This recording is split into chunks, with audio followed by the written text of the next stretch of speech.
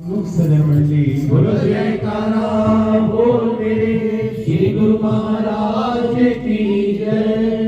सन्मुख उच्चे सुचे सिंहासन पर सुशोभित इष्टदेव प्राणधन प्यारे प्रियतम श्री सद्गुरुदेव महाराज जी का सुंदर मंगलमय दर्शन दीदार करते हुए प्रेम भरे स्वर में मिलकर बोलो जयकारा बोल मेरे श्री गुरु महाराज की जय। आज कार्तिक मास के सत्संगों की मधुर श्रृंखला का चतुर्थ पुष्प श्री सद्गुरुदेव महाराज जी की असीम अनुकंपा से हम सब सेवक जन श्री चरणों में बैठकर ये मंगलमय घड़ियां प्राप्त कर रहे हैं, ये आनंदमय पल प्राप्त कर रहे हैं, श्री चरणों में श्रद्धा सुमन अर्पित कर रहे हैं। इन पावन पलों के लिए दास अपनी ओर से, ढींगड़ा परिवार की ओर से और सारी संगत की ओर से श्री चरणों में कोटानुकोट शुक्राना पेश करते हैं। जयकारा बोल मेरे श्री गुरु महाराज की जय। ये पावन घड़ियां, जिन पावन घड़ियों में सेवकों ने श्री दरबार का जो अद्भुत महाप्रसाद है, उस अद्भुत महाप्रसाद को प्राप्त किया है। आज इन सत्संग की घड़ियों में श्री गुरु महाराज जी ने कृपा करके हम सेवकों को पांचों नियमों से कृतार्थ किया है। सर्वप्रथम श्री आरती पूजा, श्री चरणों में सेवा, सत्संग, नाम का सुमिरन और सन्मुख श्री सद्गुरुदेव महाराज जी विराजमान होकर दर्शन ध्यान की पावन घड़ियां बख्श रहे हैं। ये वो पावन समय जबकि सेवकों का मन भी आनंदित है और शुक्रगुजार है। श्री गुरु महाराज जी ने सेवकों को एक के साथ एक सत्संग, पावन अवसर, आनंदमय पल उपहार स्वरूप बख्शेंगे। प्रेमियों, सतगुरु अपने सेवक को सदैव आनंद ही बख्शते हैं। तभी तो वाणी में जगह जगह सतगुरु के लिए आनंद सागर का वर्णन हुआ। सतगुरु को आनंद का सागर कदरदानों ने बतलाया कि एक ऐसा सागर जहां पर जाने से आनंद की ही प्राप्ति होती है। सतगुरु अपने सेवक को आंतरिक आनंद से भरपूर करते हैं। जिस आनंद की संसार में कमी है, हर इंसान तलब करता है, वो आनंद की झलकी सत्संग में मिलती है। जब सेवक अपने सतगुरु के प्यार में तल्लीन हो जाता है, अपनी सुधि खो देता है, तो फिर सतगुरु की कृपा से सेवक उस आनंद का अधिकारी हो जाता है कि जिस आनंद का पान करने के बाद उसके मन में शुक्राने ही शुक्राने होते हैं, धन्यवाद ही धन्यवाद होते हैं। क्योंकि ये वो दात है जिसको आम इंसान केवल सत्संग समझता है और गुरुमुख इस समय को अपने प्रभु की रहमत समझता है, प्रभु की बरकत समझता है और अपने प्रभु से एकाकार होने का समय समझता है।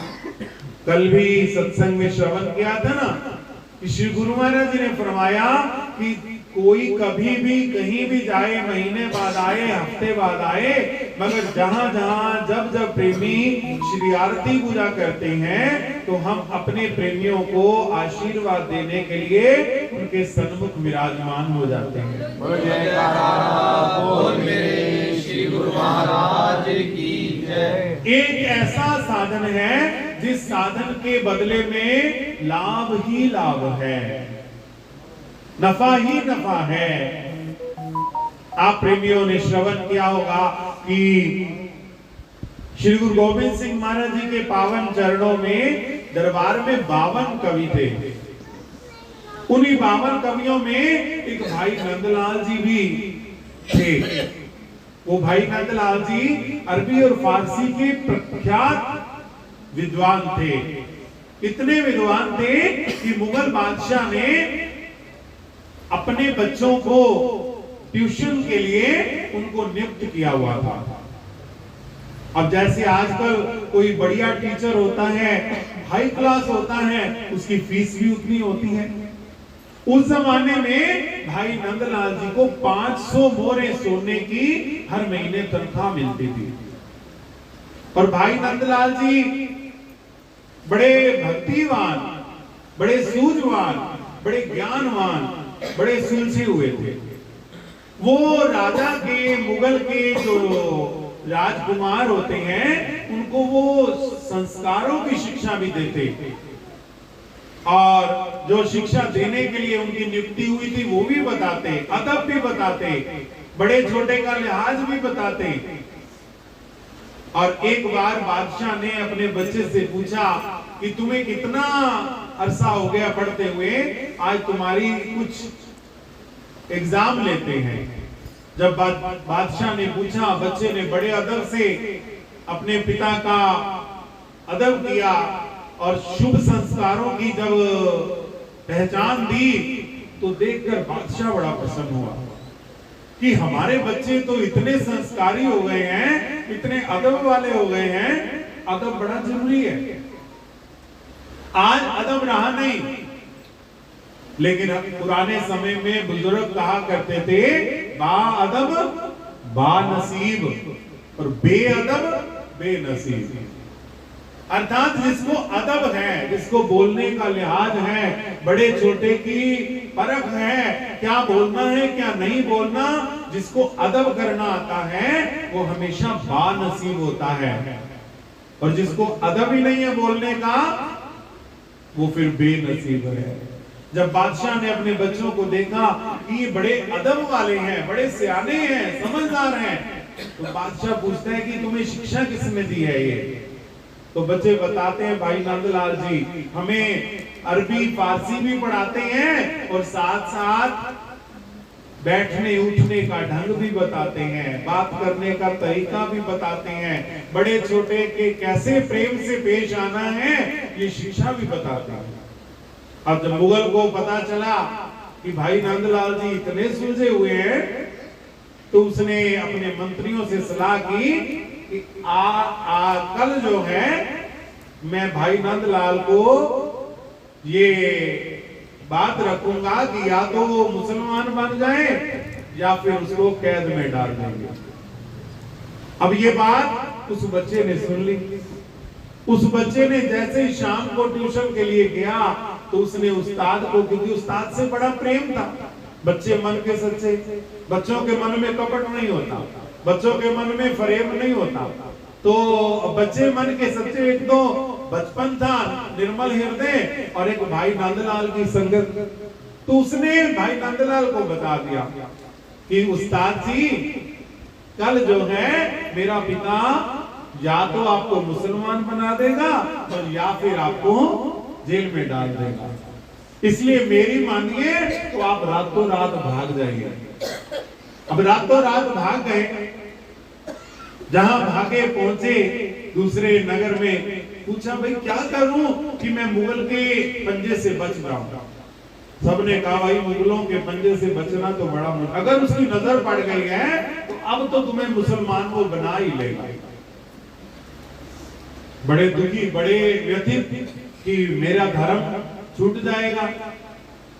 तो किसी ने कहा एक जगह ऐसी है जहां पर मुगल पहुंच नहीं सकता, मुगल की चलती नहीं है, वो जगह है श्री गुरु गोविंद सिंह महाराज जी। उनके चरणों में चला जा, उनके पास चला जा। एक बार अगर उन्होंने तेरे सिर पे हाथ रख दिया तो फिर तुझे इस लोक की भी कोई चिंता नहीं है और परलोक की भी कोई चिंता नहीं है। तेरे सतगुरु यहां भी रखवा ले वहां भी। अब भाई नंदलाल जी ने श्री गुरु गोविंद सिंह महाराज जी के चरणों में सिर रखा, विनती की, श्री गुरु महाराज जी ने कृपा की। एक समय ऐसा आ गया राज दरबार का, गुरु दरबार के वो कवि बन गए। तो एक दिन श्री गुरु महाराज जी मौज में विराजमान होकर कहते हैं कि भाई नंदलाल, हमारे मन में एक बात है, हम कहें तो जी सच्चे पातशाह कृपा करो। कहते हमने ये सुना है कि जब तू मुगलों के पास रहता था, मुगलों के बच्चों को पढ़ाता था, तेरे को 500 स्वर्ण मुद्राएं रोज मिलती थी। जी सच्चे पातशाह। कहते अब हम तो तेरे को 500 स्वर्ण मुद्राएं महीने की मिलती थी, हम तो तेरे को महीने की 50 भी नहीं दे पाते। तो तेरे मन में ख्याल तो आता होगा कि जान तो बच गई है मगर सुख तो खत्म हो गए हैं, धन दौलत तो खत्म हो गई है। पहले 500 स्वर्ण मुद्राएं मिलती थी, अब तो 50 भी नहीं मिलती। हम तेरे को तेरी काबिलियत के हिसाब से दे नहीं सकते। तो भाई नंदलाल जी जैसे ही श्री गुरु गोविंद सिंह महाराज जी के वचन सुने, प्रेमियों सतगुरु की वाणी को समझना केवल सेवक का काम है। केवल जो पूरा गुरुमुख है वो ही सतगुरु की रमज को समझ सकता है। तो जैसे ही श्री गुरु महाराज जी ने फरमाया तो भाई नंदलाल जी ने उठ करके श्री गुरु महाराज जी के चरण पकड़े और चरणों को पकड़े पकड़े दंडोत कर दिया, साष्टांग दंडोत वंदना नतवा। तो जैसे ही दंडोत की, श्री गुरु गोविंद सिंह महाराज जी मुस्कुरा के फरमाते हैं उठो। उठाया और फरमाया कि बताना क्या करें। तो भाई नंदलाल जी ने दोनों चरणों को पकड़ा और ये विनती की कि सच्चे पातशाह अपने दोनों कर कमल मेरे सिर पर रख दो।